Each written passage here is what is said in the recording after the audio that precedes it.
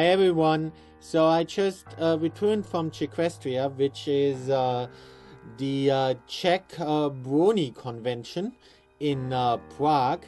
In case you were wondering why I did that sightseeing footage from Prague, well, that's why. and that's why I was in Prague. And it was really fun. You know, it was a great event for bronies. And surprisingly, many people there, like, I felt like more than half of the people, oh no, more, like 70% of the people there were actually German. And anyway, for those who don't like those kinds of videos, well, just skip them. Because well, I'm gonna upload several videos from that. I'm gonna upload many of the panels, almost all of the panels, or rather, well, the interesting panels. And there was also a concert. And yeah, and I'm gonna upload that, you know, one after the other. Of course, this isn't the only thing I'm gonna upload, so don't worry about it if you're not a brony.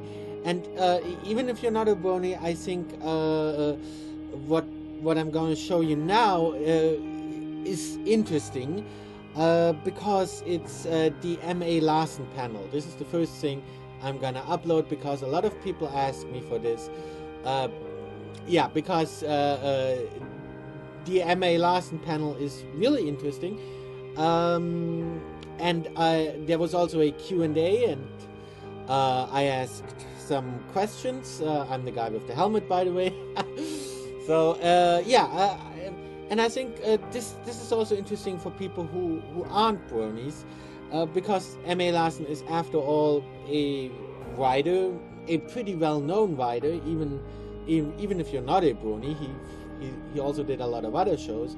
And he even shows some clips of that, and he talks a lot, you know, about the writing process and about, you know, about he shows, well, what he does and what he always does, and what he did here as well, is that he showed us his scripts, and, you know, the process of writing scripts and the changes that have been made, and it's really interesting. Even if you're just, you know, interested in script writing in general, or how movies are made in general, you know. So, well, here is the complete M.A. Larson panel, so, yeah. Settle down. Please, again, warm welcome for our very, very, very special guest, M.A. Larson.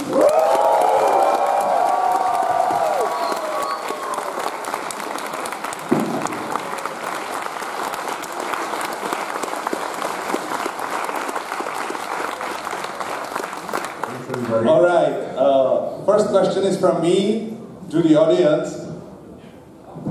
Who does not know M.A. Larson? Five people. Just the two people of 340.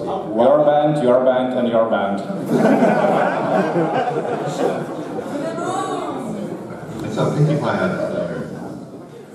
So, Rich, how are you? I mean, it's like 6 in the morning, right? It's 6 in the morning, I'm in my car. The sun is not quite up yet, so the picture might get better as it gets brighter. Right. Did you have plenty of coffee? Oh, there we go. There we go, that's the secret. Great. All right, I think, are you ready for the presentation? Yeah, let's do it. I hope so. All right, so just one thing. You know, there's been already a lot of talking from us, so let's let the talk the one who's much more appropriate than us for this job. I just want to say that M.A. Larson and Czequestria has a very special bond because when we met him at 2013 in Paris at Brony Days, and let him sign the flag that hangs up here. Yeah, it's behind the tables. And it's like, yeah, please sign it. Okay, Czech Republic and Slovakia. Yeah. When are you going to do the convention in Prague? Right, we are actually planning something for next year. Okay, I hope you're going to invite me. It took much longer than we expected, but here you are. And we would like to personally thank you for, encourage us to do this, to do the convention. Oh, I'm sorry, talking from the back. I would like to personally thank you in front of the crowd, because all these people here are here today also because of you. Thank you that you encourage us to make this a reality. Thanks.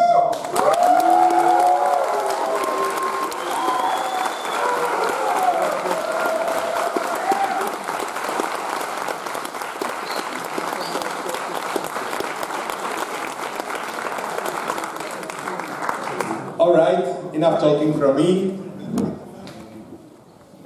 Yeah, it's time to pass the word to Larson. There you go. Cheers. Okay, so let me try something. I want to see if I can share my screen. Does this actually work? Yeah. Pretty small, huh? No, sharing of the screen, not yet. It's not gonna, But isn't that the screen though? Yeah. it's not going to work, is it? Ah, yeah? Yes. It's big. Can you guys see it? Yes? If I do things like this, can you actually see it? You can read that?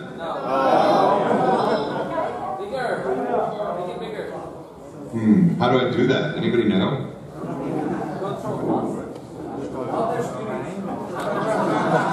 On my screen, it's really tiny.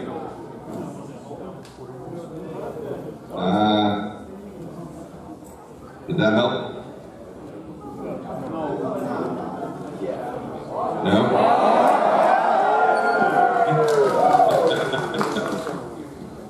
Okay. So I decided, because I know a lot of you have come to the other European convention. I've done this kind of panel with Peter Chronicles and Amsterdam. I did Return Harmony. So this time I think I'm going to do Slice of Life. That's all right with you guys?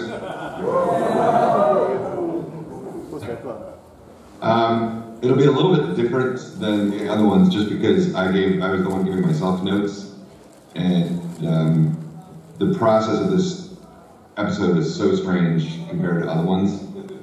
So, obviously they wanted to do a 100th episode. I was not involved at the beginning. They had things going already to celebrate the 100th episode. It was always going to be about the background ponies. But this is the original premise from before I was even on the episode. It was Amy Keaton-Rowdy was going to write it, and it was called The Magic of Ponyville. And I'll just read it to you in case you can't read it. I don't know how big it is for you guys.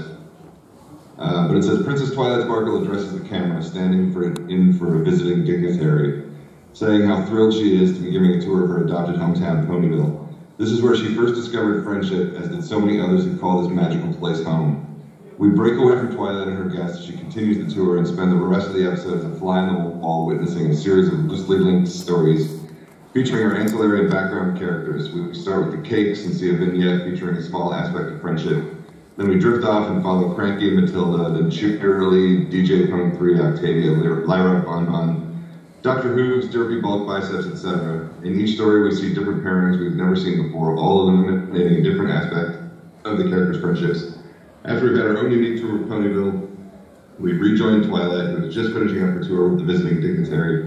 As she wraps up, she says it took her a while to understand what it is that makes Ponyville such a magical place, but now she knows the secret. It's the ponies who live there. So there you have it. It was nothing at all like the episode, right? It was entirely different. But the idea was kind of the same. It was just to go around Ponyville and just check out all the background ponies. But they were going to use this dignitary in Twilight as the way to do it. And so they kind of worked on this for a while, and it wasn't working out. And then I can tell you all this stuff now because it actually happened. So that's when the movie kind of got greenlit. So then Megan McCarthy was going to go off and work on the movie, so they asked me if I could come in and story edit the first half of season 5. That's why I did half the season. It's because Megan left to do the movie. So I went up to Hasbro, and me and Megan and Amy sat down and tried to figure out how to do this episode.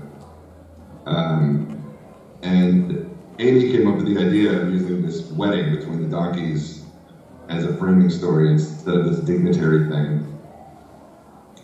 And we absolutely loved it, because when you do a wedding, then you have all these other things. You have the dress and the flowers and the cake and the caterer and the music and all these different elements go into weddings that give us all these different ways to see all these background ponies around town.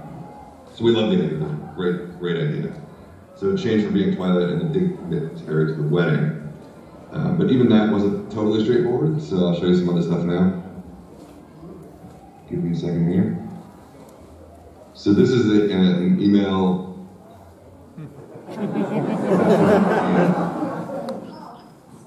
Did that work? Can you see it? Yeah? So you'll see it says, "Hey everyone, attached to your review, please find the revised outline for Slice of Life, which was previously called Wedding in Ponyville, The Magic of Ponyville, and Grand Tour of Czequestria." So it had 3 other names before it became Slice of Life. And it was really hard to crack the episode. It just didn't work for a lot of reasons. But once Amy hit on the wedding thing, then we were in business. So this is an outline. I probably shouldn't assume that you guys have all seen me do this panel before. After that little premise thing that I just read you, how do I make this bigger? Then you write an outline, which is this. It's just a much longer, more in-depth. Come on, man. There we go. This is an 8-page outline, and normally an outline for an episode is 5 pages, so you can tell this episode was just densely packed with characters and things. So I'm just going to kind of fly through it and show you some highlights of it. I originally had Namby-Pamby. Do you remember Namby-Pamby from Ponyville Confidential? She was the previous editor of the school paper. I had her in this episode, so she was there fighting with her brother because she changed the font, and that's why the wedding date changed. But it was kind of a lame joke, so they cut it out.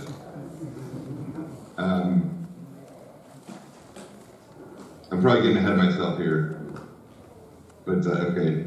So when Amy and I changed episodes, it was because the hub decided they didn't want to do the wedding, and it was just a whole disaster, and they wanted to go back to square one. And she had already been working on this thing for months and not getting paid.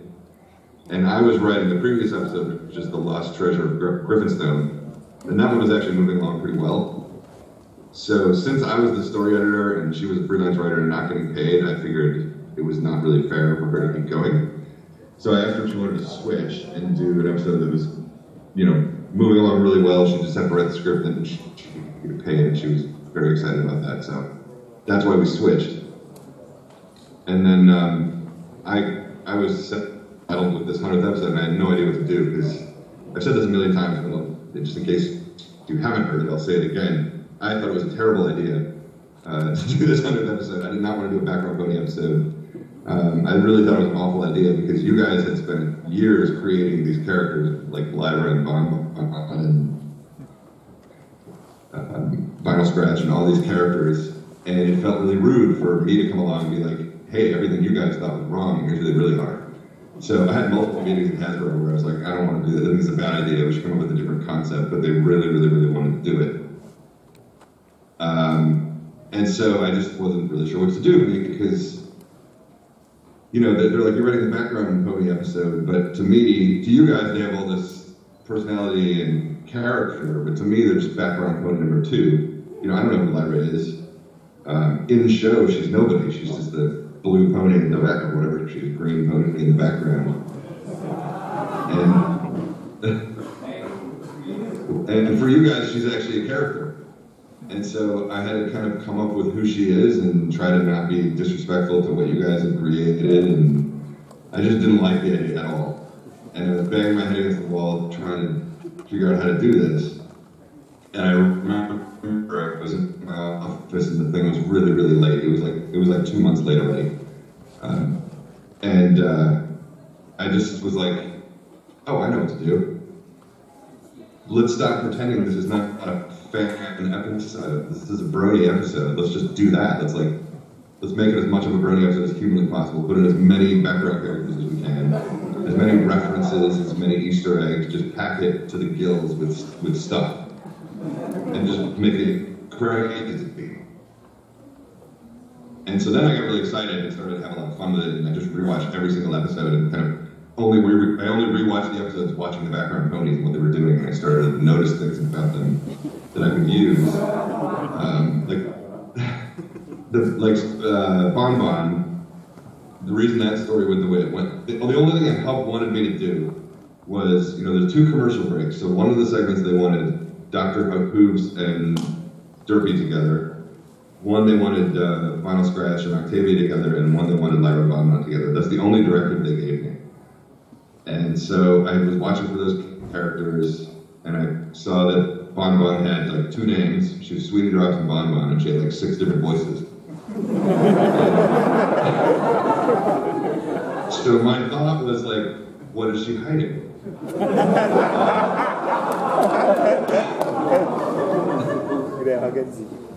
So that's why she became Special Agent Sweetie Drops, and she was like working undercover for this anti-monster agency because she was like clearly hiding a secret life. And so that whole scene between them became basically the movie True Lies. Have you guys ever seen True Lies with Arnold Schwarzenegger? Yeah. Anyways, if you watch True Lies, you'll see a lot of that Lyra Bon Bon scene from Slice of Life. So that's what I started doing. I started trying to think like how can I get as many characters as possible in here, and just trying to think of the different little stories that would happen along the way. And I kept Amy's wedding idea because that was really a smart way to tie it all together. So this is the first outline that I wrote for the episode, and that's why I put things in like namby-pamby, like how can I get more and more and more and more ponies in. And all these bold names is a new character, so you're going to see like loads and loads of characters in here. And what I didn't know is that Vinyl Scratch actually talked in my outline, because I didn't know that she's not supposed to talk, so I based her on Brad Pitt from True Romance. I don't know if you guys have seen that. But if you watch that, that was my idea. But then they told me after this outline, no, she doesn't talk, so oh, okay, that changes everything. Here's a scene that got cut that I kind of liked. Exterior Ponyville streets later. The doctor races past cranky doodle donkey who is himself frantically trying to get ready for the wedding. He's carrying armloads of flowers and things, hopping along beside him is Flash Sentry. And Flash says, I don't understand. I wash your wagon every Saturday. I rake your lawn. Why am I not invited to the wedding? And Cranky says, there's something about him he just doesn't like.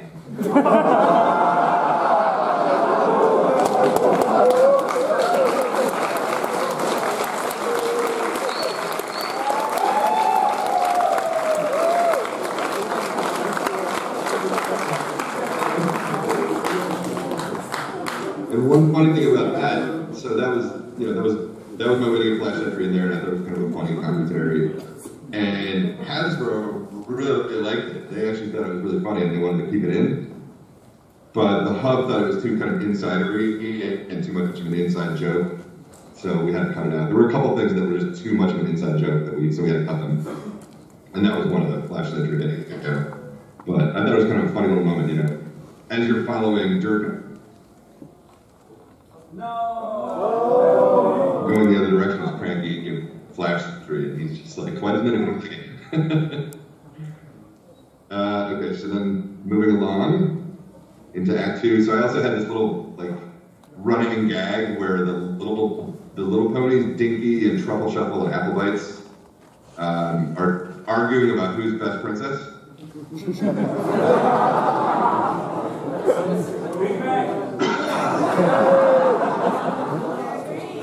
don't know if you can read it. It says, she flies past Dinky Doo, Truffle Shuffle, and Apple Bites, who are engaged in a heated debate about who's the best princess in Equestria. Dinky swears Cadence is princess because she's so nice.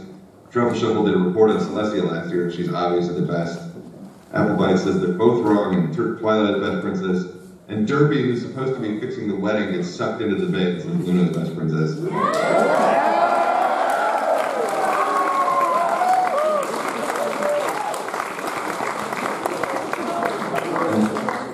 I thought that was a funny gag because Tabitha does the voices for both of them, so I thought that was pretty funny that she loves Luna. So that comes back later in the episode. The ponies are still arguing about who's the best princess later on. But again, the hub was like, you know what, that's too insidery, we gotta get rid of that, so there it went. Behind the back.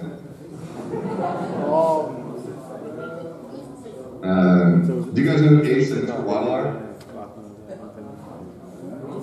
Do you know who they are?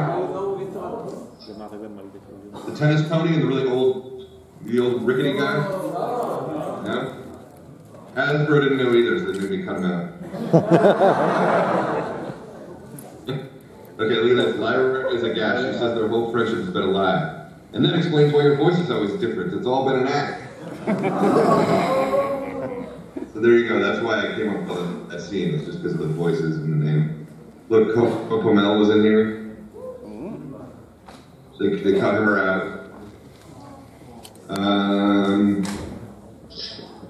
I'll get into more of this in depth in the script. Oh yeah, so this was, okay, so the hardest part of this episode to crack once I figured out this concept was the third part, the Octavia vinyl scratch part. I tried 3 different concepts, and to be fair to everybody who told me they were bad, they were bad. I could not figure it out. I couldn't figure out a good way to do it. So in my original one, which is really bad, I'm warning you in advance. I know it's bad. So Octavia is warming up with these other musicians: Beauty, Brass, Frederick or Chopin, Parrish and Andermain, whoever they are. Lyra approaches, and the moment is instantly and palpably awkward. She says, "You look well." Octavia and Lyra step to the side to talk, Lyra giving a distasteful glance at Parrish as he strums his heart. Octavia tries to apologize for what happened, saying it was a huge mistake, but Lyra is still clearly wounded by the incident. And then there's a whole flashback about how Octavia replaces Lyra in her quartet with vinyl scratch. See, right here. So then when you come back to the wedding venue, Lyra and Octavia make up, and Octavia asks if she wants to join and play along. And it was bad. It wasn't funny. It didn't make any sense. It didn't really have much to do with Octavia and vinyl scratch, but I was just like having a really hard time figuring out what to do about them. So I turned that in, and clearly that got changed along the way, and I'll show you how that happened later. So that's the end of the outline. It was way too long, so obviously a lot of that stuff had to get cut. But I just want to show you how it kind of like evolved. So this is another email. So normally what I would do when I finish an outline is I would send it to the distribution version of DHX, who would then send it to everybody, Hasbro Hub and DHX. But I was so nervous about this episode, I only sent it to the Hasbro executives to kind of have a pre-read. So that this one only went to Brian Leonard and Mike Vogel. And it says, "Okay guys, so here's some batshit insanity on a page."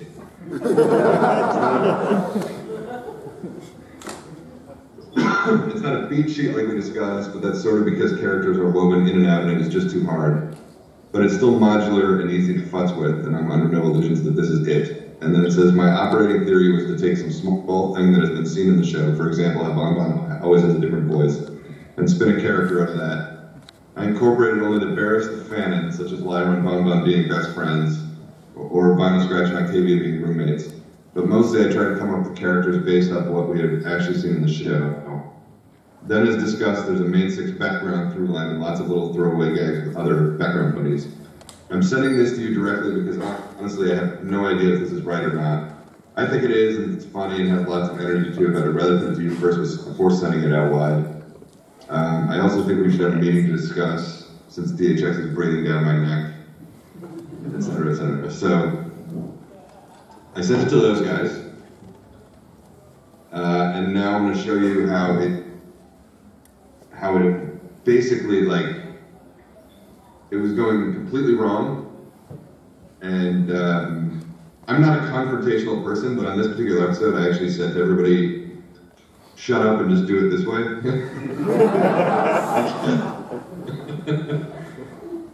Because once I kind of cracked how to do it, I thought it was really fun, and it would be a really unique episode, and like the pacing would be completely different than any other episode. And they just kind of weren't getting that. They thought it should just be a normal episode. I'll show you a little bit of what I'm talking about here. So I sent it out. Hasbro liked it. Hasbro was totally into it. It was the other factions that weren't quite getting it. Hang on. This is just a bit longer outline. So on this very top, it says, note anything you see in this document that's colored blue is a link that will show you an image of the character, location, or object. There are a lot of them in here, so that's just for ease of reference. Because I was getting so many questions from the Hub and Hasbro and DHX about who is this, what is this, I've never heard of this pony before. So I actually had to link them like this. These links are built into the document. And they all go to the MLB Wiki.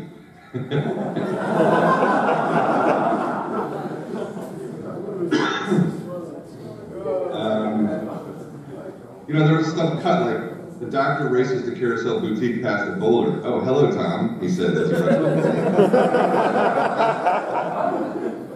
I thought that was a pretty funny joke, but they made me cut it because it was too insider. Here's Splash Century again.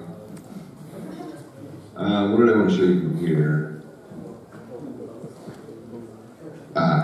Okay, so there was this whole scene after, what is this? After the Ira Bonbon thing, where Coco Flamel starts wandering through the crowd, and she's looking for an address that she can't find, and finally she finds it, and it's Golden Harvest Cottage. You guys know what Golden Harvest is?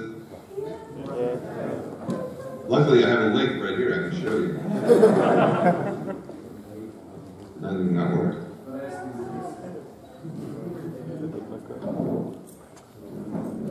Well, never mind. she's the pony from the first Trixie episode where Rarity kind of insults the color green and she runs off because she's all upset. She had a green man or something like that. So I had included this whole. Oh, here she is. Carrot Top, she's going to her. Yeah. You guys know her? So there's a whole thing about her. So Coco shows up at her place. Sorry. Get out of here. So interior Golden Harvest Cottage. Coco stands at Golden Harvest and she checks out her green wedding dress in the mirror. She has a wicked smile on her face. Coco says, I still don't understand why you didn't just have Rarity make her dress. She's a fabulous designer. And then Golden Harvest tells her story. As she looks at herself in the mirror, we see images from Ghostbusters reflected above her. She says she was a plant for a gifted unicorn named Trixie. They were all set up to make a fortune, taking their magic show from town to town across Czequestria. But then came the disastrous Ponyville show, where Trixie turned Rarity's mane green. As Rarity stormed off stage, she made a disparaging comment about green manes, and it so offended Golden Harvest that she left Trixie's performance. Without a plant in the audience, Trixie was ruined, and so was Golden Harvest's fledgling career as a magic show plant. And ever since she had been waiting for a day like this, a day where Rarity will be forced to sit in the crowd and look at her. A bridesmaid dressed head to toe in green. Delicious revenge.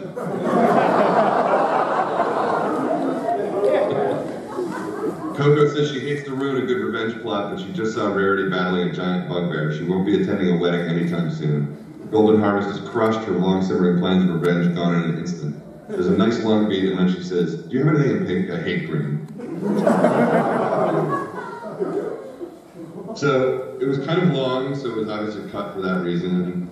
But the whole idea was like taking an old episode and kind of giving a different spin on why it existed, and the fact that Trixie actually had an accomplice out of the crowd, and Rarity's offhand comment ruined this comedy's life and sent her spiraling.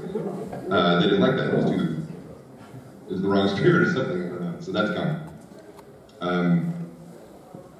So this was another concept I had for the Octavia vinyl scratch thing. So when you come back from the commercial break for Act 3, you just start in a dark forest at night, and Octavia stands on a hickory stump in a shadowy forest. She plays her cello, frantically, urgently, something up-tempo of a minor key. Amidst the gnarled trees, dark shadows begin to swirl. With steel eyes on the trees, she keeps playing. Finally, out of the black smoke, King Sombra appears. He laughs menace, then whips out fiddle. He starts to play, battling Octavia with music of his own.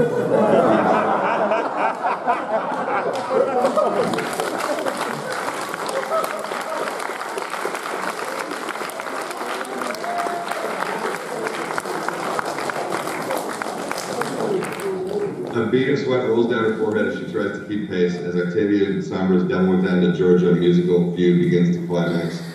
Heavy bass thumps rock the forest, throwing Octavia off her game. Sombra laughs again and keeps playing. Octavia, meanwhile, knows she has lost. Furious, she looks around at the source of the beat, and then she wakes up from a nap, and vinyl scratch is playing loud music. So the whole idea was how do I get Sombra in here, since he's banished, and the only way was in a dream sequence. And I thought this Devil Went Down to Georgia thing would be kind of fun and really disorienting when we come back from commercial. It would be really weird. And then it rolls into this really lame story about how Octavia is very stressed out for the wedding, and Vinyl Scratch is a really bad roommate. Like, she leaves her shit everywhere, and she's ruined the couch, and she's just a terrible roommate. So then it's Vinyl Scratch trying to clean up the apartment and buy a new sofa, and it's really lame. So that was my second attempt, and that was also bad. So everything else was kind of locking into place nicely. Like the derpy Dr. Hoops thing was working really well, and the Lager Bonbon thing was working really well, but it could not crack the third part. So I tried again, and surprised by I didn't like this one either. Fair enough, it was bad.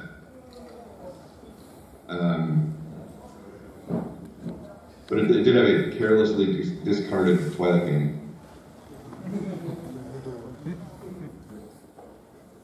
Okay, so that's it for that, and then I'll move into the script so I can show you more specific things that got caught.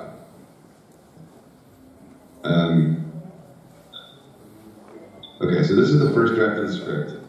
Screenplays are written in a program called Final Draft, which looks like this. I don't know if you've ever seen one before. Hang on. I will zoom in.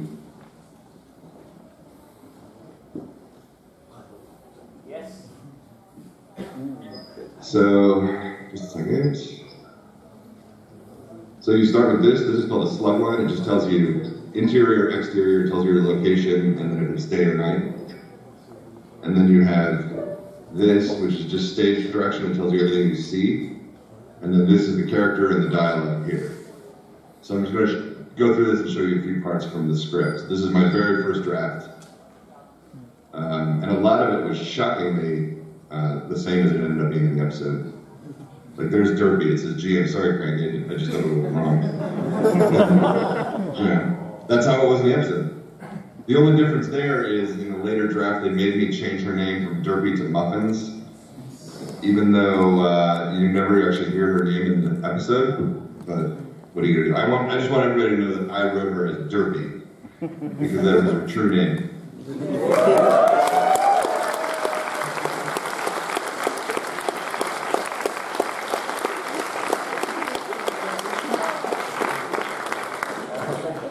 I also preferred Vinyl Scratch to DJ Punk. I really like Vinyl Scratch, but they told me I couldn't use that because that was a fan name. So it had to be DJ Punk 3, which I don't think works quite as well, but what are you gonna do? So here's a cut scene. It's right at the very beginning. You come in from the main titles, you know, My Little Pony finishes, and then you got Twilight racing down the road, and we don't know where she's going, but nobody really cares because this episode is about the background ponies, and they're used to seeing the main six like frantically fight things. So nobody really bats an eye when she goes racing past. And then you go to that cafe, so exterior cafe. Twilight runs past. We linger on an outdoor table where the mood is much more relaxed. Minuet and Twinkleshine are having tea and chatting. And Minuet says, "So are you excited for the wedding?" And Twinkleshine says, "How could I not be? My gown is from Rarity's diamond collection." And Minuet says, "Mine too. Who knew that when she shoved us aside at Cadence and Shining Armor's wedding, it would be the gift that keeps on giving?" And Twinkleshine says, "Tell me about it. All I have to do is mention the bouquet incident, and Rarity showers me in fashion."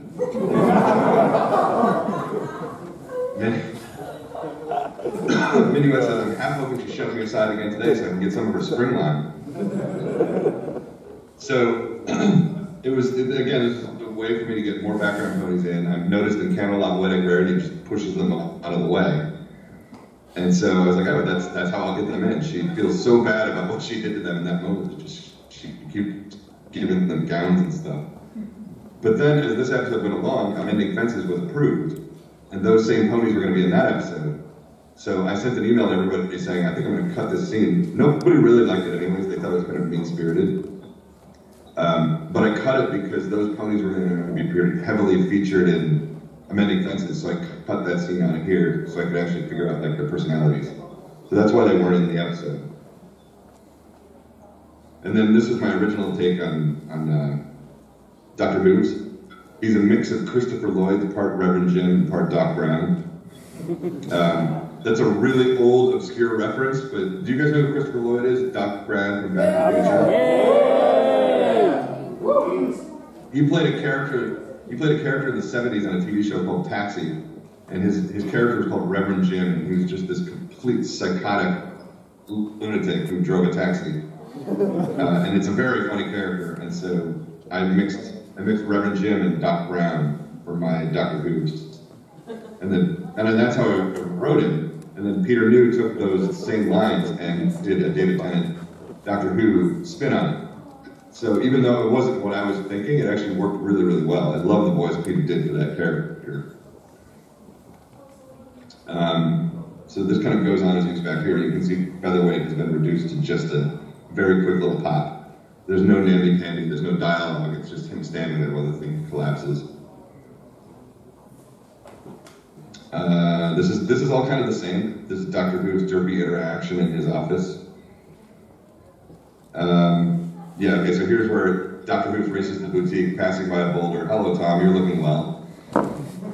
That got cut. Then we're at the bowling alley. So, okay, so there's one thing that always bothered me about this episode as it aired, which is that Dr. Who's in his office said something about a particularly traumatic experience in his youth. You know what I'm talking about?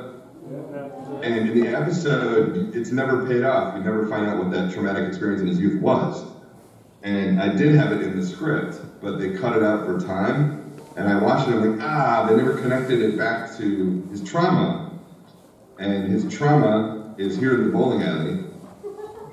They say to him, will you bowl with us? We're missing one of our guys. And then you look at him and he's terrified. And you dissolve to the bowling alley in a flashback. Young Dr. Hooves tries to bowl, but his ball ends up in the gutter. His scorecard is nothing but zeros. Other ponies laugh at him. Then back to the main bowling alley, and his eyes are wide with a traumatic memory. Dr. Hooves says, "Bowling, the one thing I could never mathematically explain, the thing that pushed me into physics. I'm sorry, gentle colts, but I will not bowl. The splits, the spares, there are simply too many variables." So some of that is still there, but you never get the sense that bowling was his trauma from childhood and the thing that just like has been haunting him ever since. And now he's going to face that fear just so he can get his suit KO'd and go to the wedding. So I wish that was still in there to kind of tie the Lebowski pony scene to the rest of it, that he was facing this monumental fear from his childhood, but it got cut out.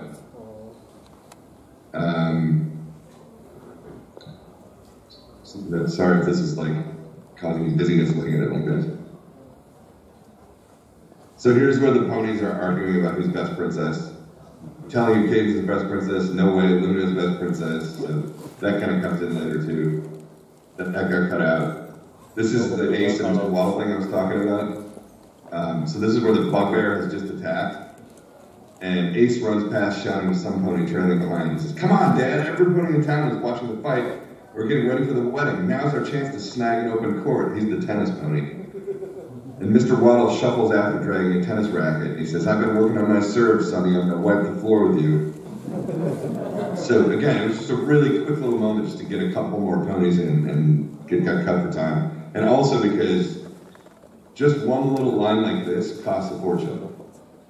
So having all these ponies speak one little line made the budget for this episode absolutely balloon. So they cut a lot of little one-line gags because they were so expensive. So yeah, I mean, this is exactly how it airs in the episode. Lyra says, I think it's some sort of bugbear or something. Lyra chuckles. Bon Bon does not. Did you say bugbear? And then Bon jaws Dolly Zoom on her terrified face. It found me. So that's, you know, a lot of this is, the first draft is exactly what's aired, which is kind of cool. So here's Coco Pomel. She's looking for the address. This all got cut for time. This is all the Golden Harvest stuff.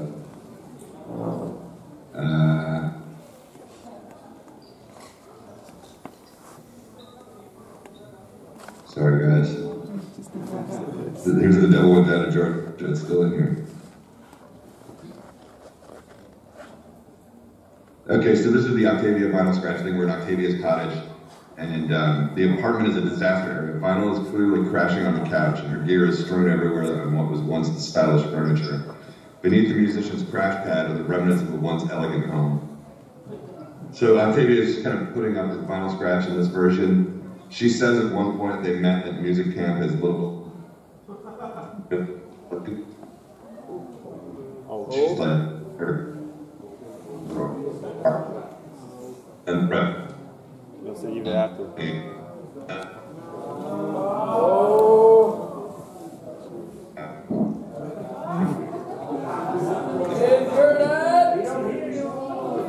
Restart it.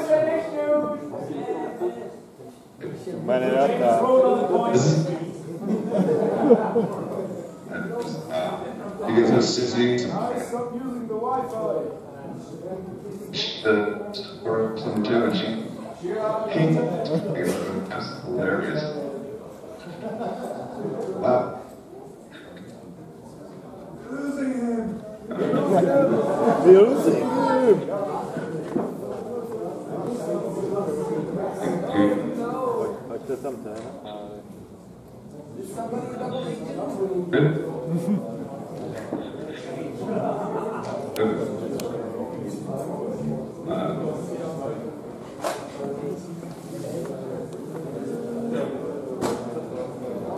David, are you there? You guys know who Cynthia is, Sabrina Alberghetti? The storyboard artist? So this was her gag. I thought it was absolutely hilarious, but they cut it because it was too kind of insider animation, and they didn't think anybody would know what it meant. But you know how there's this this idea that if you show up at a wedding or something wearing the same dress as someone else, it's embarrassing? So her gag was that a small group of ponies is just about to enter the wedding venue when it is met by an equal group of recolored ponies.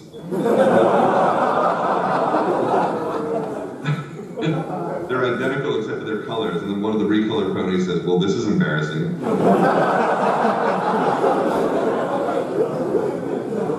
I love that joke. That was Cindy's joke, and I thought it was great, but they said it was too specific, and it was, you know, nobody would understand it, so we had to cut it. But I thought it was awesome. I'm just going to skip this because it's not funny at all. This is just another attempt I made at Lyra and Octavia, and it just wasn't funny. I could not crack the ending of this episode. Oh, this is another gag that got cut that I thought was really good. So, this is where Celestia and Luna are arguing about their gift. Like, you were supposed to bring that whole thing. So after they argue about it, on the Feuding Sisters, we go outside the wedding venue, where Celestia's royal guard and Luna's bat pony stand at the side of the venue. One of the royal guards is like, no, it's like this. And he puffs up his chest and steps forward and says, Citizens of Czequestria, I declare every day to be Cake Day.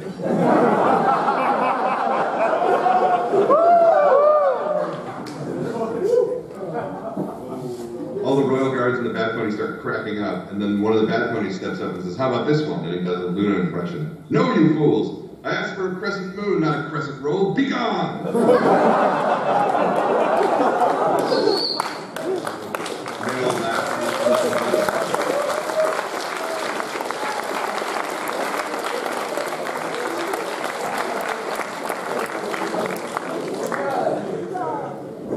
Another Bad Pony says, that's totally her. So this came from, when I lived in New York, I worked for a really famous director. And I was always spending time with his drivers, because like I had to go run errands for him and stuff, so his drivers would take me around town. And I got to know all these drivers who drove celebrities, and they were constantly doing impressions of the celebrities they would drive around. It was hysterical. They were so like mean and cutting, but really funny. So that was my concept, was the Bat Ponies and the Royal Guard actually hang out while Celestia and Luna are off doing things, and like make fun of the princesses, and you know. That's what they're doing while the important things are happening inside. So I thought that was great. They didn't like it and they cut it out, so what are you gonna do? Oh, and then there's another moment that got cut out. So this is when the ceremony is just getting ready to start. Cranky and Matilda are in front with Mayor. They share a look that says, somehow, against all odds, we pulled it off. And then Berryshine flows in, rolling a cask. She says, told you I'd take care of you, Matilda. Plenty of punch for the reception. And everybody cheers like the movie It's a Wonderful Life. So she shows up with all this booze, basically, for the party. But that got cut.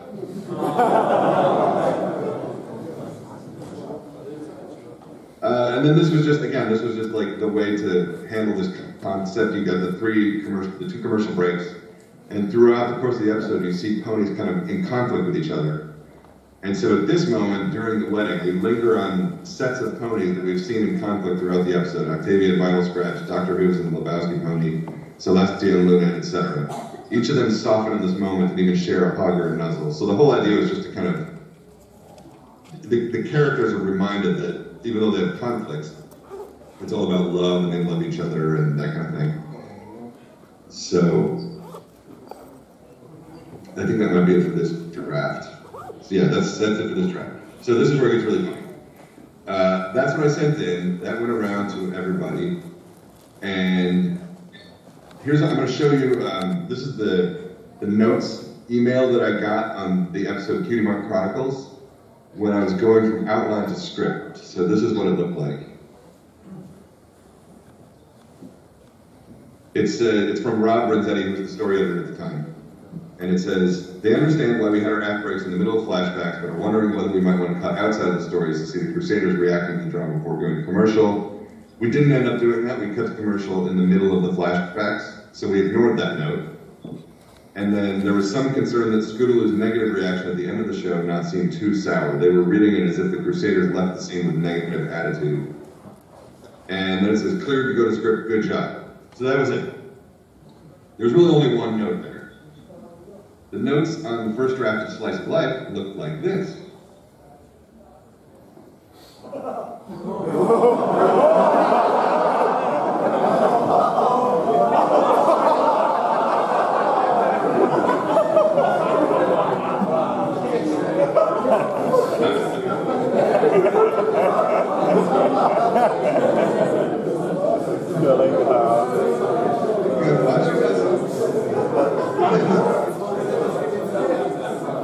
Look at this. Who's that?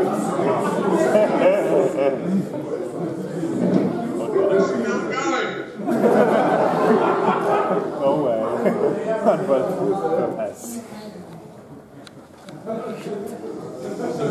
Look at this. So there you go. That if you want to know the biggest difference between the show now and the show in the first couple seasons, this is it. These two things side by side. That is the biggest difference in how the show works now versus how it worked then. You know, they gave us a lot of freedom back then. We could do what we wanted. They kind of were just like hey, make sure you pay attention to this. This isn't feeling quite right. Now, it's this novel. This is a 30-page script, and this thing is. They must have had a comment on every single line of the script. So I got that, and I was just like, "You've got to be kidding me! I don't know what to do with that. I'm not going to go through and just like write all these notes down." So I wrote a manifesto. And I'm gonna read it to you, because it was like, I've never done this before. I wrote it to Brian and Mike at Hasbro, and they had a really positive response. They said, this makes a lot of sense. We think you should send it to the entire group. You should send it to the Hub and also to DHX. And so I did. And I'm gonna read some of it to you now. It's kind of long, so just bear with me. But it says, hey everyone, apologies in advance for the novel you're about to read, but I've been going through the notes and talking with the Hasbro guys, and I noticed a sort of common theme in some of them that I thought it might be good to discuss. From a big picture perspective, the purpose of this episode is to celebrate 100 episodes of MLP, and we have chosen to do that by highlighting the background characters that have added so much to the show's richness. My concept has been to pack this half hour full of as many background and secondary characters as humanly possible. It's intended to go at breakneck speed, with a mix of anchor stories and quick gags, all coming at you so fast and layered that you have to watch twice. That's why the narrative swirls through acts the way it does and has all those little one-shots. It's not about story, it's about energy, energy, energy. It's my opinion that by cutting so many one-off gags, the episode will lose a lot of unique flavor. This episode is about having fun and whirling through Ponyville and being reminded of characters and moments from each of the 5 seasons. So as an example, can we cut Dr. Who saying hi to Tom? Sure, but I think it's a bad choice. Tom is a character from episode 202. He is a fan favorite, which may or may not be true, but it's a character I wrote, so I think it's a fan favorite. This joke will take up literally 1 second of screen time. Are there people who won't get it? Yes. But in an episode like this, one that is so unique and so geared towards fans of the show and not a general audience, I would argue that it doesn't matter. In the cost-benefit analysis of the Tom gag, there is so much more to be gained by keeping it than there is to be lost by some people missing a 1 second joke. My larger point is that there seems to be a desire to cut all these one-off, quick 5-second gags. If the joke doesn't work, fine. I can change the Phillies arguing about princesses because it's more of a joke about the fans than the show itself. I still don't think it's fun, and I know the fans of MLP would absolutely love it, and that it would take up seconds of screen time, and it still works as a moment between 4 Phillies even without the fan context, but I can change it. That being said, I do think it's a big mistake to cut all these little cameos out of the episode. In my opinion, it is not possible to have too many background characters appear in this one, when the whole concept is celebrating our background characters. This episode is zany and fast and filled with Easter eggs and callbacks and cameos from all 5 seasons of MLP.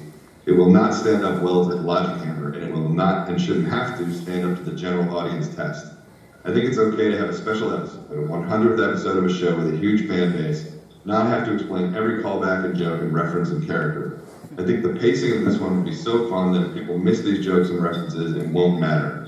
So I guess I'm asking for some leeway on some of the more insidery elements of this episode. I've spoken to Brian and Michael about giving some of the gags a bit more context, but like I said, this is an unusual episode, and I think the most successful version of it is one that is packed to the gills with references and cameos and Easter eggs.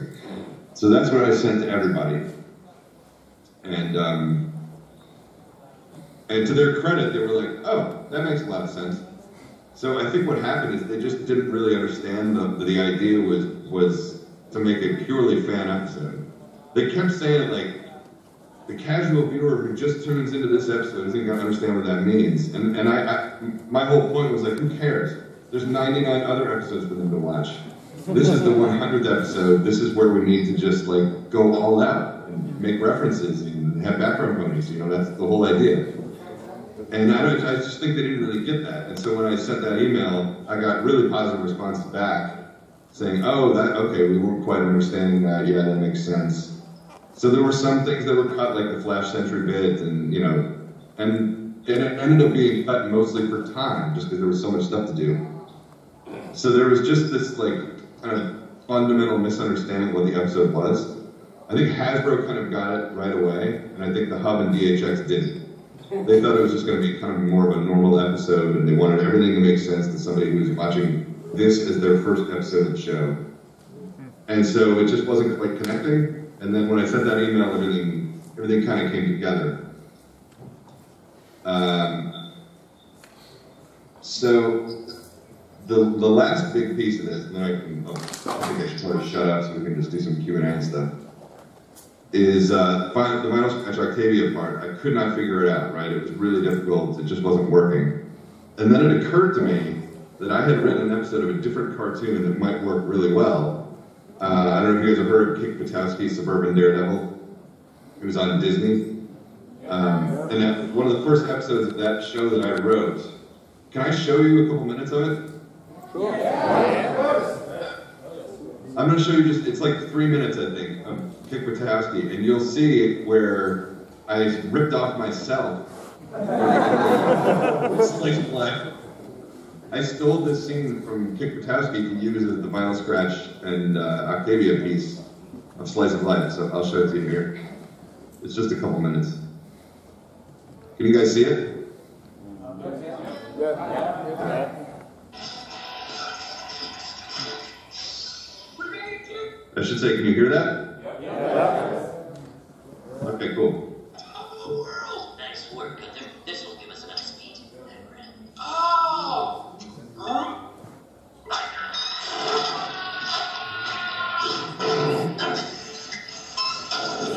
Nah.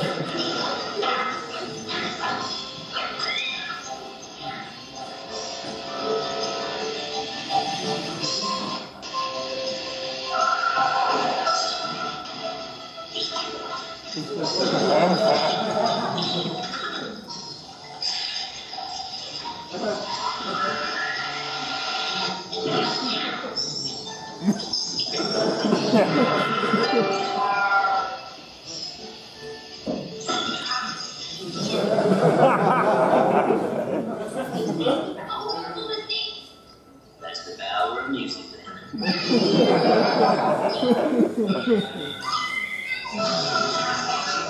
Some people have no control over their children.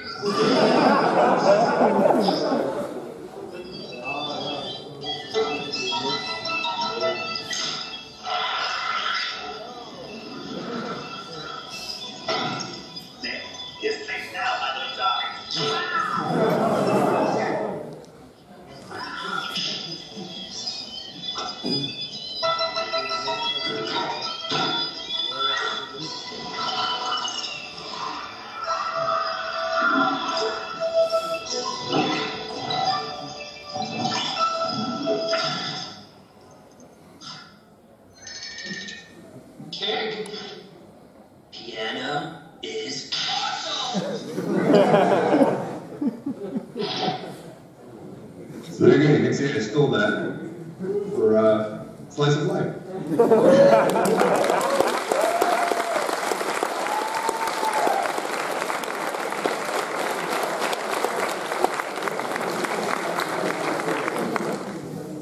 I took that idea from an episode I'd written like 6 years earlier and turned it into a DJ booth and then just started piling ponies on top of it, but it's the same exact idea as that you guys just saw. I think that's probably it. There's maybe a couple more things here. I can skip all this. We can just go to Q&A because there's not a whole lot left here. There were other things that tied together, like, it doesn't matter. I'll just stop. Let's do Q&A. It was amazing. Thanks so much for sharing all of this. Some great stuff, and as you can see, everybody was laughing and clapping, so really well done. Thank you.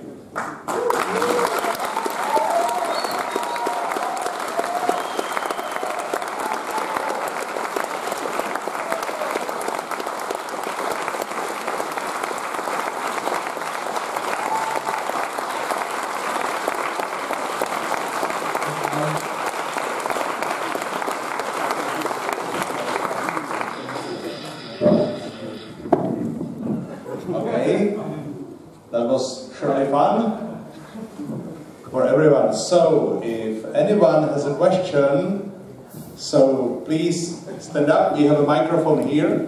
Please queue up.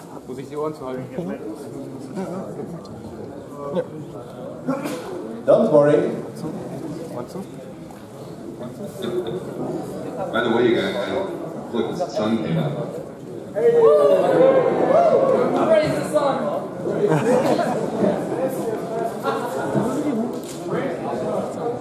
Just please stick with the basic rules. Keep it family friendly and no asking about future stuff. My question is, have you heard of the NLP analysis community? And how much influence do they have on episodes like Brony episodes?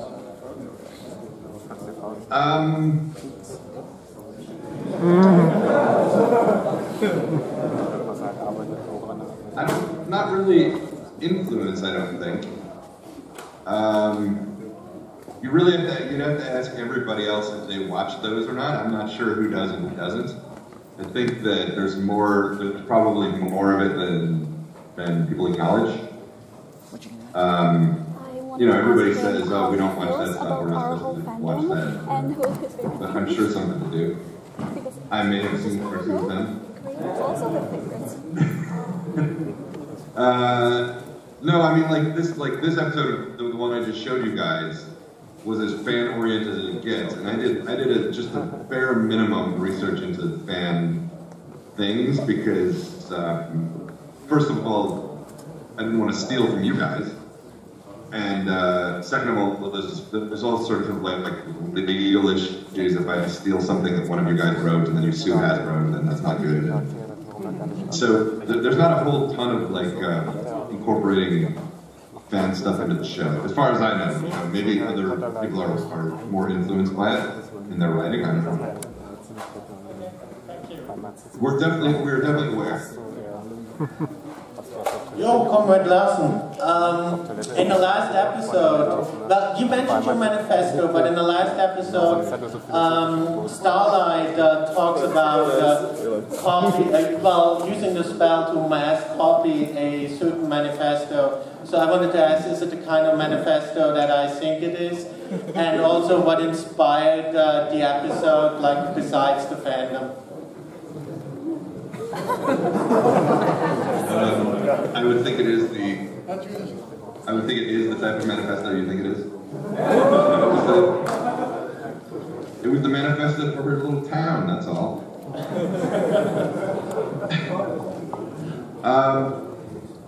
That's a pretty weird episode because it wasn't my idea at all. They gave me the concept. There's this strange thing that I'm somehow like the meme guy and I love meta episodes and all of that, which is just completely untrue. Particularly in My Little Pony, I really dislike meta commentary in My Little Pony. In Slice of Life, it was different because that was a special episode, that was a 100th episode, that one was supposed to be entirely meta. But I'm not a fan of it. I think part of what I love about My Little Pony is that it's so sweet and innocent and sincere. And when things get too meta, they sometimes start to feel a little cynical. And I'm just not a big fan of it. But for some reason, there's this impression that I love that stuff. And so I got this episode, and it was another meta episode, which is not my favorite. And yeah, you'd have to ask somebody else because it wasn't my concept. I thought it was actually kind of a cool concept because the journal did just vanish, right? Like it was just gone, and they never talked about it again. So I thought it was kind of a good idea to bring back. Where it lost me was the idea of making the citizens of Ponyville into basically just raging jerks. That I could not get my head around. I had no idea how to do that or why we were doing that. I didn't think it was a good idea necessarily to take these ponies that we'd kind of grown to love over 7 seasons and make them irrationally mean. And so I tried to spin the episode a different way. Has anybody there seen It's a Wonderful Life? I've seen it, but I don't think. No, okay. It's a really old movie. It's probably the best Christmas movie ever made. It's from the 40s, and it's about a guy who lives in this small town, and he's about to kill himself, and he's visited by an angel who walks him through, essentially what things would be like if he was gone. And in the end of the episode, he is so overcome by the love of his community and his family that he comes home and they pour into his house with money, and they start giving him money so that he can pay back the bank and not lose, basically the entire town. So they all come in and they're like, here's another $5, here's another this, and it's this most joyous scene. And they start singing Auld Lang Syne in the house, and there's the famous line where his daughter says, "Look, Daddy, teacher says every time a bell rings, an angel gets its wings," which is a really famous line. And so I try to turn this episode into that, where Pinkie Pie starts getting mad back at everybody else, and it's like, why are you being so mean to us? You've known me my whole life. It's me on the other side of those pages that you are complaining about. So I try to change to an allegory about how to be a good citizen online, and to realize that the person that you are, interacting with online is a real person behind that avatar, which I thought was a really useful lesson for kids. And then the ending of the episode was going to be It's a Wonderful Life, where everybody comes into Pinkie's apartment and is like, you were right, we were so wrong, we love you, Pinkie, we've always loved you, we got carried away. And so the town's ponies learn the lesson, which is, there's always somebody on the other side of that message that you're, angry about or whatever. But that got shut down, and they didn't want to do that. And so it became town's ponies being angry and not learning a lesson, and I just didn't get it. I didn't get it. I know a lot of people really like the episode, but it didn't make any sense to me. I still don't know what the lesson of the episode is. I didn't think it was a good idea to have these towns ponies that we've all come to love be jerks, but I was overruled, so there you have it. I don't know, you'd have to ask somebody else the concept because it wasn't my concept. Basically, I got a lot of tweets after that episode saying, is this really how you view the fandom? Do you think we're a bunch of whiny, entitled this? And I'm like, no, I don't. If you want to know how I feel about the fandom, watch Slice of Life. That's my message to the fandom. It's not...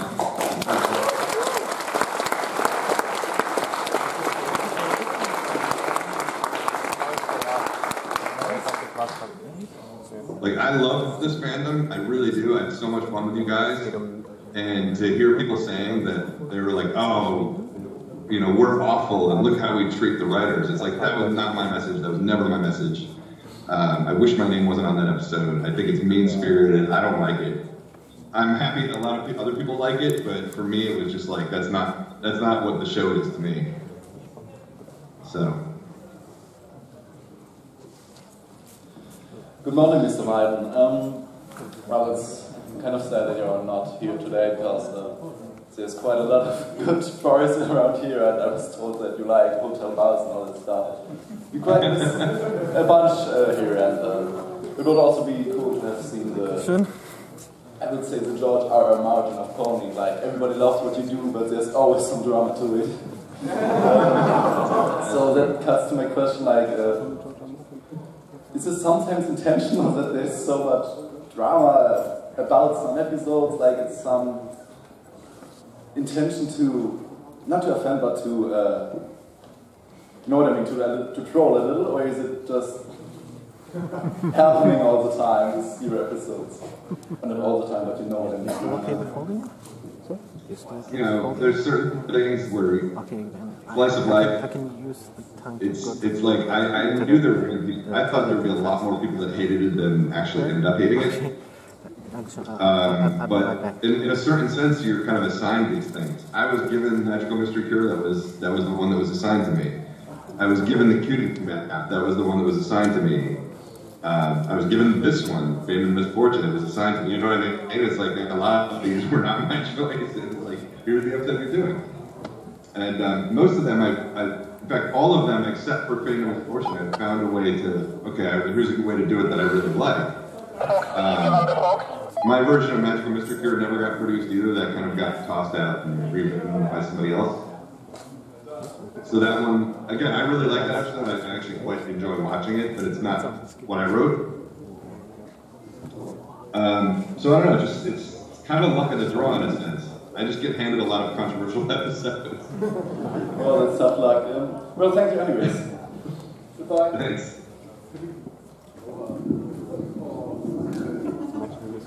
Hi from the Netherlands. I have a question. Does the newest episode mean you're back for writing full-time in the show, or is it just a one thing, or did you never leave actually? Because many fans wonder if you stopped. No, I would not come back. Oh. There would have to be major changes to the way things are. I mean, I showed you the 2 notes documents. Okay. You know, it's not what it used to be. It's not run the same way.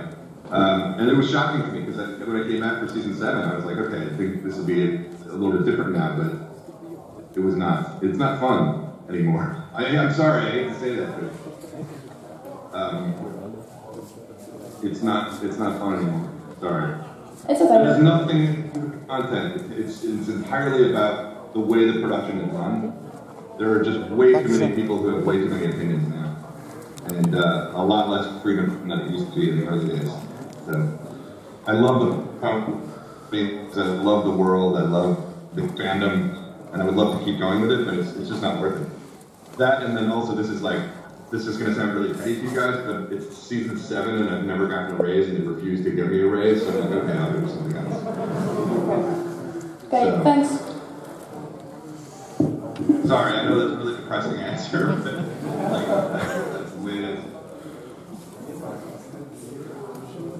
Okay, if there is one scene in Slice of Life I love, it's the Gummy the Alligator's monologue. So I wanted to ask, was there some deeper meaning behind it? Because I may be wrong, but it somehow reminded me of Rorschach from the Watchmen movie. So I wanted to ask if there was some deeper meaning behind this monologue, or if it was just some spur of a moment or something like that. It was, so I originally had an inner monologue from Angel, and we all kind of realized that it just wasn't as funny as Gummy would be. Gummy would be much funnier, because Gummy is such a, he acts like a one-celled organism, you know?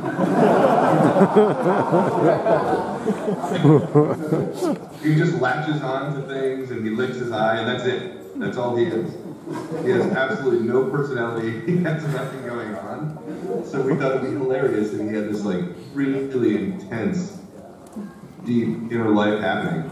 And he was kind of paralyzed by it. That's why he never did anything. He just stood there because he was paralyzed by his own thoughts. So that was and in the original version, he had a thick French accent.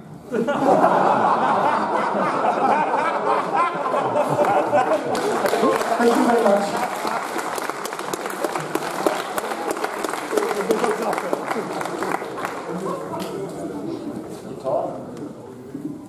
Spoke about freedom and story writing, and I visited some panels. from you, and every time you show scripts and writings and all the changes that were done on them. Is there any episode from you that goes from sketch to online without any changes at all? It's part of it's part of the process. It has to happen, and in a lot of ways it works. It works really well. Like for instance, the ending of Slice of Life, they kept telling me this is not working, this is not working, and they were right. The stuff I was writing was no good. So sometimes notes are very helpful, and sometimes they're absolutely right about some of the stuff they say. And then there's other things where they cut things for time and they make the right choices. They really are quite good at that. So it's not, I don't want to just say like it's a horrible thing to get in notes, because that's not necessarily true. It's a horrible thing to get the wrong kinds of notes and to get way too many notes, which is what's happening now. But I would say Amending Fences was, Amending Fences was a concept I tried to pitch for a long time, but it just never went through. So then when I became story editor, I submitted it, and they approved it. And if I show you the premise of that, it's exactly what the episode is. The only real change that came from in the course of that episode was there was a scene between Twilight and Celestia where Twilight goes to Celestia's apartment and says, I have to resign as Princess of Friendship. I can't be the Princess of Friendship anymore, knowing how badly I hurt one of my friends. And Celestia kind of looks up at the moon and says, I know what it's like to have a damaged friendship that's beyond repair. And they have this really sweet, heartfelt interaction in Celestia's bedroom about how to repair a broken friendship. And it got cut because there wasn't time for it. And again, I understand, like, if you're going to cut anything out of the episode, it's that scene, because you just really don't need it. I loved it. I thought it was a really nice interaction between the two of them, and a really heartfelt moment between Celeste and Twilight. But other than cutting that episode is pretty much exactly how I thought it would be from the beginning. So that's probably the closest to one going through exactly how I wanted it to be. Okay, thank you. Thank you. Oh, and that's another one where the notes came in, and the note from DHX was, "This is proper storytelling." Which I'm like, thanks, implying everything else I've turned in is not.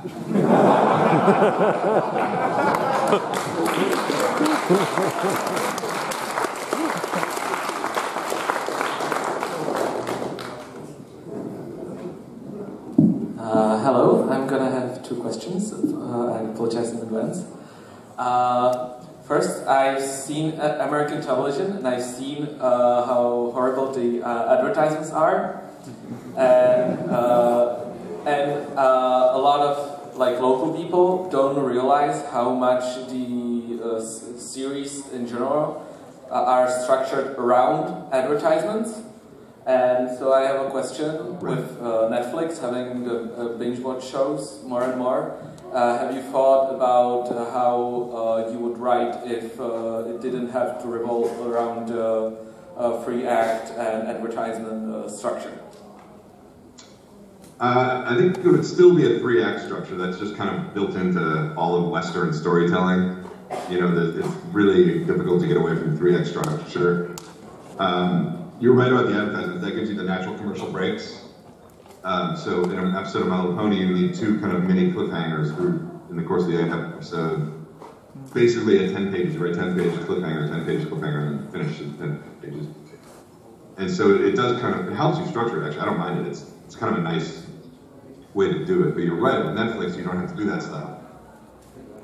So I think it would still be a three act structure. It probably wouldn't change a whole lot, except you wouldn't need those little mini cliffhangers, which are often really forced anyways. They're not real cliffhangers. The one I always reference is in Cutie Mark Chronicles, the first commercial break.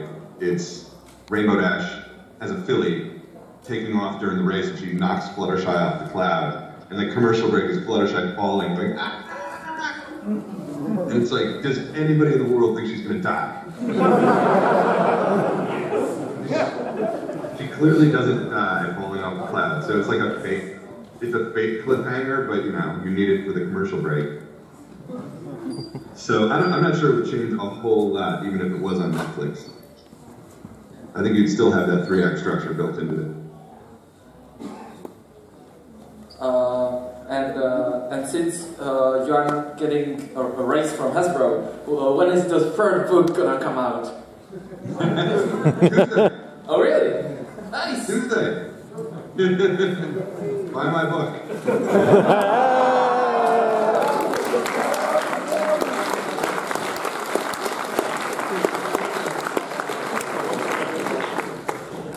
I will say that one of the foreign languages my book was published in was Czech. So it exists there. Going back to the Vinyl Scratch and Octavia's pairing, in the episode it ends up being this bizarro house split exactly in half.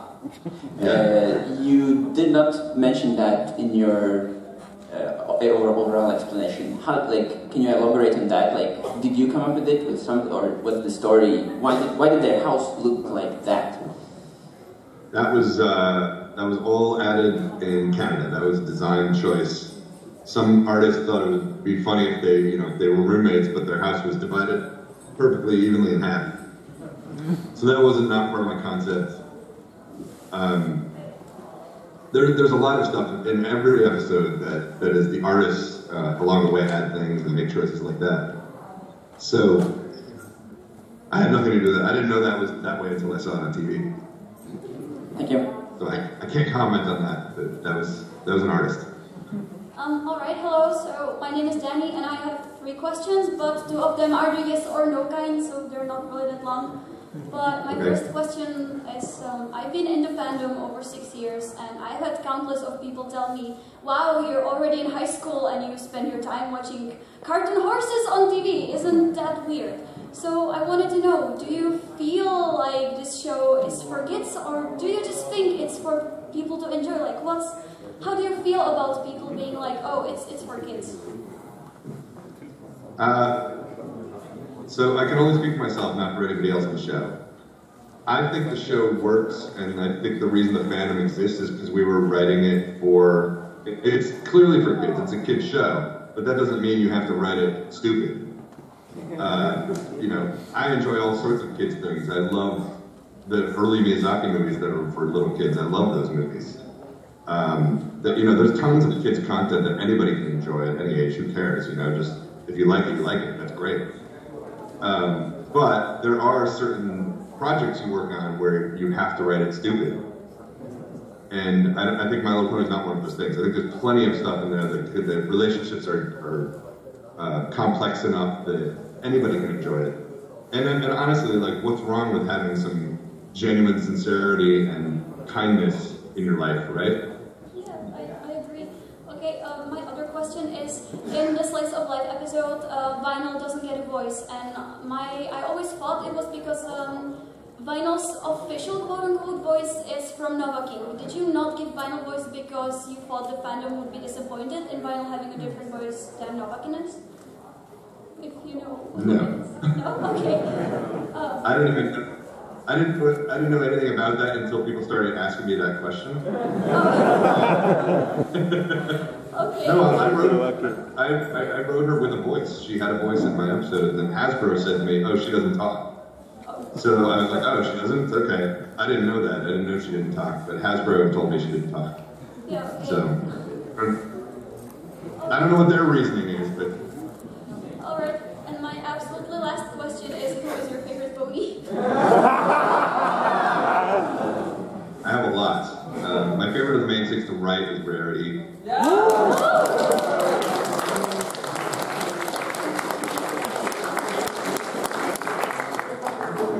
I love Stephen Magnet. I absolutely love him. I've tried to get him in the show multiple times. Finally got him back in Slice of Life. Okay, thank you so much. I don't know. What's that? Oh, it was just like I thought you were done talking, so I'm sorry.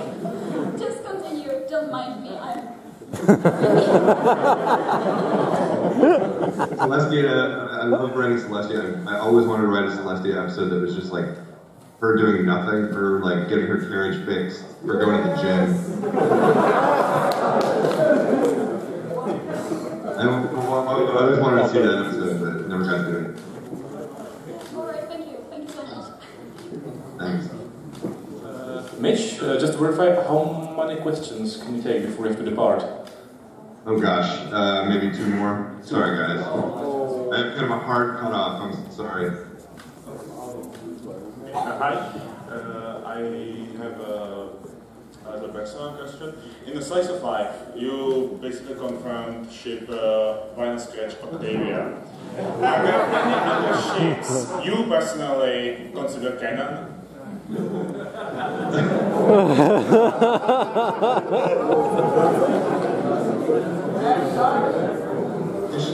ship it all.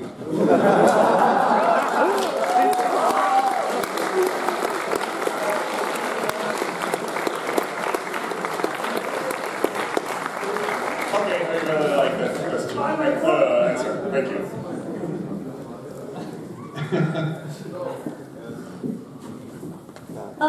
So I have a question.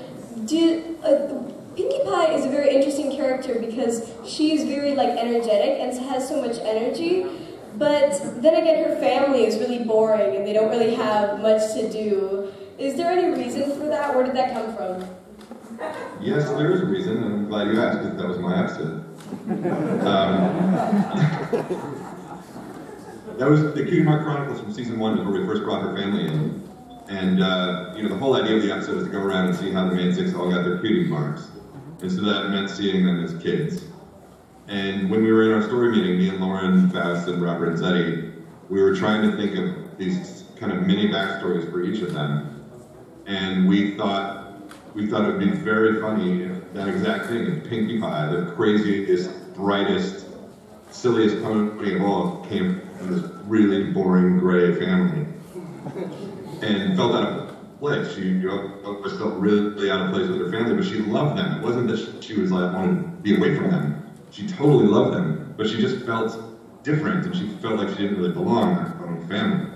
And then in that mini story, so she's on the rock farm, and I will take credit for that. That was my idea. I was really psyched about the rock farm. And it's what's the most boring possible place for Pinkie Pie to grow up? It's a rock farm, where they just move rocks from one field to the next. And so, the whole idea of that story is that she discovers her passion for making people smile and laugh. And she starts with her family, and it's really a defining moment, are they gonna, because they look at her with that kind of horror. And then she throws a party, and they all crack smiles, and it's just magic for her. She's hooked. And so I thought it was really fun that she comes from this, because how many people feel out of place in their own families? Lots of people feel like they don't really even belong in their own family. But the difference with Pinkie Pie is that she still really loves them, even though she's totally different from them. So that was the idea, was just to give her an interesting backstory. Okay, thank you.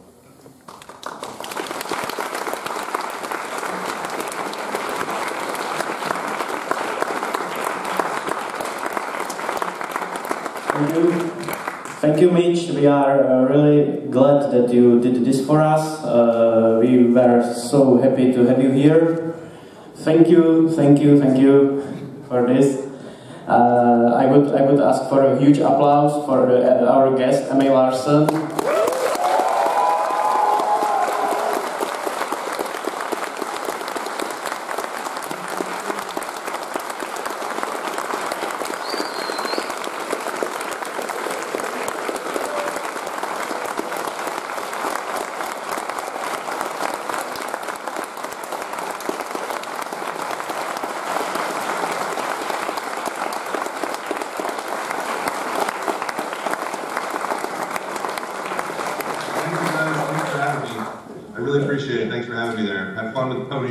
Yeah, actually we are continuing with this. This is the next part of our program. I don't have, do we have a Zoom over there? I can see it. Is it a DVD? It's a DVD. No. It's a confidential preview for the purposes only of the MLP movie. So, as you are no longer coupled with them, we are going to make it just for us. Thank you.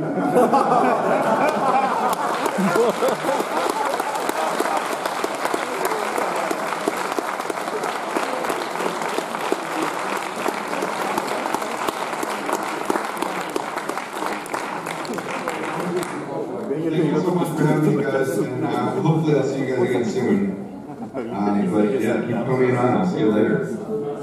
See you, Mitch. Thank you. Bye.